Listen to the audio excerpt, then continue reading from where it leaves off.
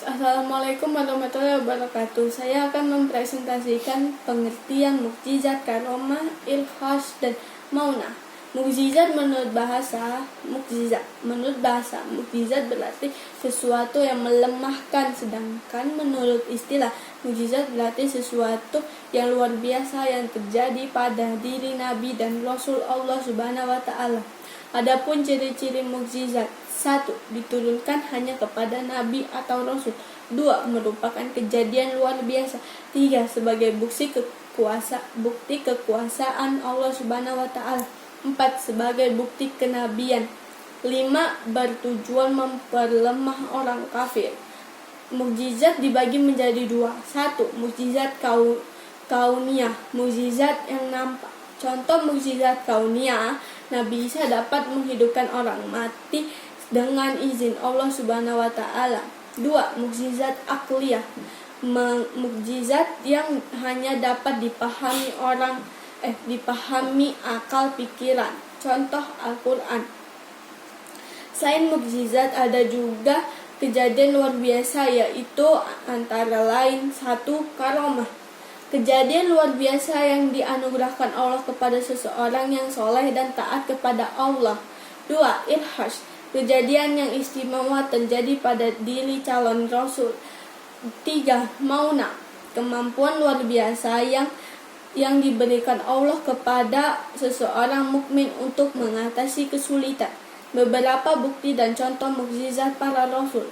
Mukjizat Nabi. 1. Mukjizat Nabi Ibrahim, selamat dari api yang menyala-nyala. 2. Doa Nabi Ibrahim mustajab, yaitu Nabi Ibrahim memohon kepada Allah agar sebagian besar keturunan Ibrahim orang-orang yang soleh. 3. Mimpi untuk menyembelih putranya Ismail. 2. Mukjizat Nabi Musa. 1. Tongkatnya mampu membelah lautan dan berubah menjadi ular besar. 2. Dengan izin Allah, Nabi Musa dapat menghidupkan orang yang sudah meninggal. 3. Dengan tongkatnya ia bisa memukul batu dan mengeluarkan 12 mata air. 3. Mukjizat Nabi Muhammad. 1. Al-Quran. 2. Peristiwa Isra dan Miraj. 3. Dapat membelah bulan. 4. Dari jarinya dapat mengeluarkan air bersih. 5.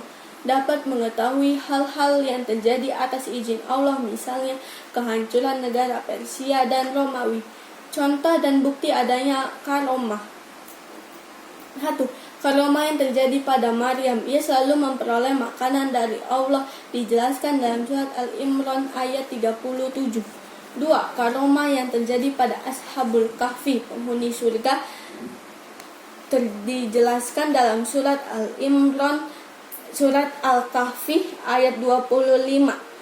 A'udzu billahi minasyaitonir rajim. Bismillahirrahmanirrahim.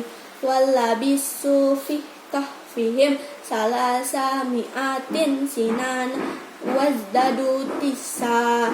3. Karomah yang terjadi pada Zulkarnain, yaitu seorang raja yang soleh dijelaskan dalam surat Al-Kahfi ayat 84. Inna makkana lahu fil ardi wa atainahu min kulli syai'in sababa. Beberapa contoh ilhas. 1. Kegagalan tentara Abraham menghancurkan Ka'bah. 2. Terjadi gempa bumi di Persia saat Nabi Muhammad lahir.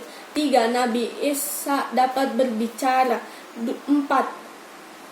Bayi Israel yang menendang tanah sehingga mengeluarkan air Zam-Zam. Adapun hikmah adanya mukjizat, karomah, ilhas, dan maunah. 1. Melemahkan dan mengalahkan alasan, usaha, dan tipu daya orang-orang yang menentang dakwah Rasul Allah Subhanahu wa Ta'ala. 2. Memperkuat iman serta menambah keyakinan akan kekuasaan Allah Subhanahu wa Ta'ala. 3. Membuktikan kebenaran Rasul yang diutus Allah dan ajaran-ajarannya. 4. Mempertebal iman kepada Allah Subhanahu wa Ta'ala. 5. mendekatkan diri kepada Allah Subhanahu wa taala. Sekian presentasi dari saya. Wassalamualaikum warahmatullahi wabarakatuh.